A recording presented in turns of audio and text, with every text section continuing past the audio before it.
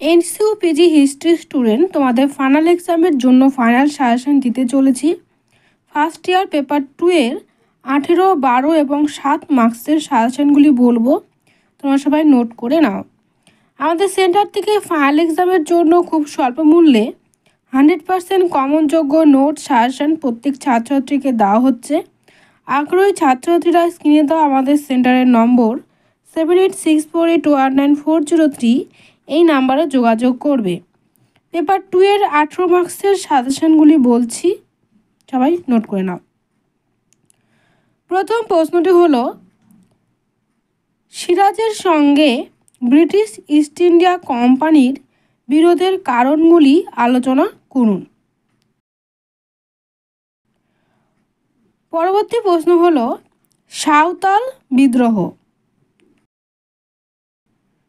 পরবর্তী প্রশ্ন হলো, বিদ্যাসাগরের অবদানগুলি আলোচনা করো। পরবর্তী প্রশ্ন হলো, চিরস্থায়ী বন্দোবস্ত কি? কৃষকের ওপর এটি কি প্রতিক্রিয়া হয়েছিল?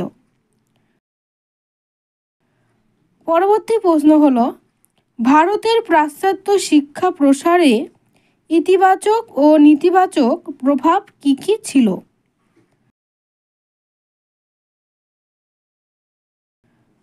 পরবর্তী প্রশ্ন হলো, 1885 থেকে 1905 খ্রিস্টাব্দ পর্যন্ত ভারতের জাতীয় কংগ্রেসের কার্যাবলী মূল্যায়ন করুন।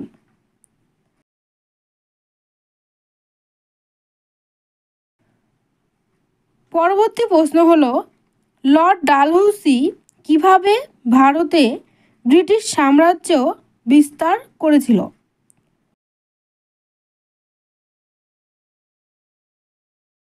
পরবর্তী প্রশ্ন, ইংরেজদের সঙ্গে টিপু সুলতানের সম্পর্ক আলোচনা করুন। এই যে প্রশ্নগুলো বললাম, এই প্রশ্নগুলোর উত্তর তোমরা বইয়ে পেয়ে যাবে, তবে বইয়ের মধ্যে সম্পূর্ণ উত্তর দেওয়া নেই, শুধুমাত্র তোমাদের ধারণা দেওয়ার জন্য টপিকটি তুলে ধরা হয়েছে। কিছু কিছু প্রশ্ন তোমাদের ইম্পর্টেন্ট পেপার 2 এর জন্য, কিন্তু উত্তর রয়েছে পেপার 3-তে।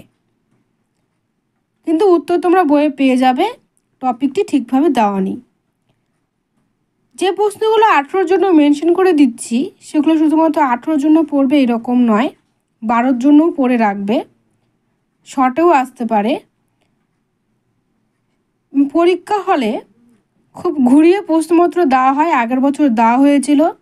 ফার্স্ট ইয়ারের 2টো পেপার খুব ঘুরিয়ে দেওয়া হয়েছিল, সেকেন্ড ইয়ারের ক্ষেত্রেও একটি পেপার ঘুরিয়ে দিয়েছিল।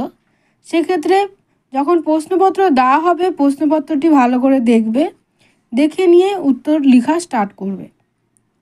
আগেই প্রশ্নপত্র ঘুরিয়ে দেওয়া হয়েছে দেখে ঘাবড়ে যাবে না, প্রশ্নপত্র দেখবে, বুঝবে, ভালো করে তারপরে লিখবে। তোমাদের সেকেন্ড পেপারের পরীক্ষা আগস্টের 18 তারিখ রয়েছে। টাইমটা অবশ্যই মনে রাখবে, তোমাদের টাইম কিন্তু সকাল 11টার থেকে। সেক্ষেত্রে প্রিপারেশনটা এখন থেকে ভালো করে নিয়ে রাখো। হয়তো এক্সাম শুরু হওয়ার আগে তোমরা প্রিপারেশনটা নিতে পারবে না, এক্সাম সেন্টার অনেক দূরে পড়েছে প্রায় প্রত্যেক স্টুডেন্টের, সেখানে যাতায়াত করতে গিয়ে টাইম নষ্ট হবে এবং পড়া কিন্তু তোমরা করতে পারবে না। আমার ভিডিও যারা প্রথমবার দেখছো, প্রত্যেকের কাছে রিকোয়েস্ট রইল, ভিডিওটিকে লাইক করে চ্যানেলটিকে সাবস্ক্রাইব করে রাখবে এনএসইউ এর সমস্ত রকম আপডেট পাওয়ার জন্য। এবং যারা ফার্স্ট ইয়ার থেকে সেকেন্ড ইয়ারে উঠবে, ফার্স্ট ইয়ারে অনেক স্টুডেন্ট নিশ্চয়ই জানো আমাদের সেন্টার থেকে অনলাইন ক্লাসের সুবিধা রয়েছে। তোমরা যারা অনলাইন ক্লাসের সুবিধাগুলি নিতে চাও পরবর্তী বছরে, অবশ্যই আমাদের সাথে যোগাযোগ করবে। 12 মার্কসের ফাইনাল সাজেশনগুলি বলছি। প্রথম প্রশ্নটি হলো, দেওয়ানি লাভের ঐতিহাসিক গুরুত্ব আলোচনা করুন।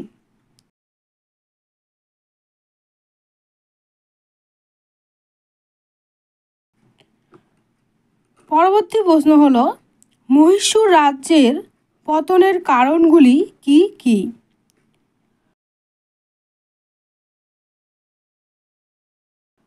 পরবর্তী প্রশ্ন হলো, ফরাজি আন্দোলন।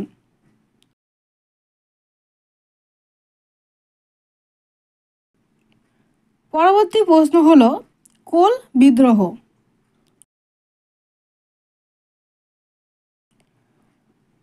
পরবর্তী প্রশ্ন হলো সলবাই সন্ধি।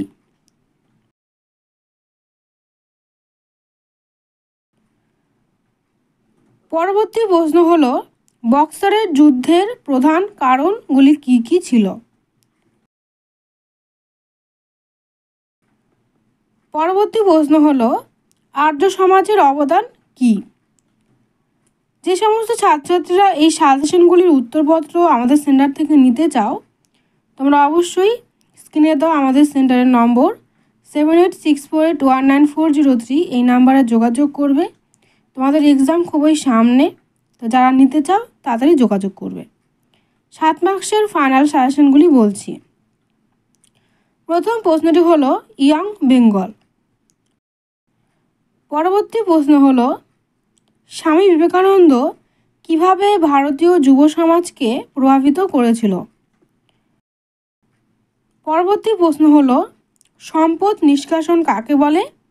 এই নিয়ে ঐতিহাসিক বিতর্ক বিশ্লেষণ করুন। পরবর্তী প্রশ্ন হলো পাবনা বিদ্রোহ। আগেও বলেছি, আবারও বলছি, 7-এর জন্য যেগুলো মেনশন করে দিচ্ছি এখন, সেগুলো শুধুমাত্র 7-এর জন্য পড়বে না, 12-এর জন্য পড়ে রাখবে। যদি 12-র ক্ষেত্রে চলে আসে একটু বড় করে লিখবে, আর যদি 7-এর ক্ষেত্রে চলে আসে তাহলে শর্ট করে লিখলেও চলবে। অনেক স্টুডেন্ট আমাকে জিজ্ঞাসা করছো 18, 12 এবং 7 কীরকম লিখলে কতটা নাম্বার পাওয়া যায়। এই টপিকে ভিডিও খুব শীঘ্রই আসবে, তোমরা সবাই ফলো রাখবে।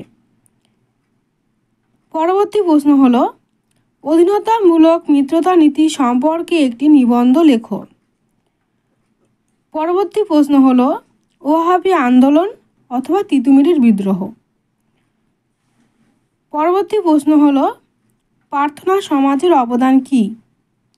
এই প্রশ্নটি অর্ধে আসে আত্মরাম পাণ্ডুরঙ্গের কৃতিত্ব আলোচনা করো। পরবর্তী প্রশ্ন হলো শিখদের উত্থানে রঞ্জিত সিংয়ের ভূমিকা আলোচনা করো। পরবর্তী প্রশ্ন হলো শিখদের পতনের কি কি কারণ ছিল? পরবর্তী প্রশ্ন হলো বেসনের সন্ধি।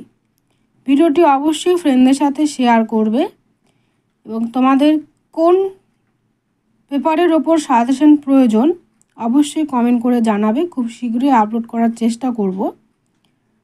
ভিডিওটি দেখার জন্য সবাইকে অনেক ধন্যবাদ।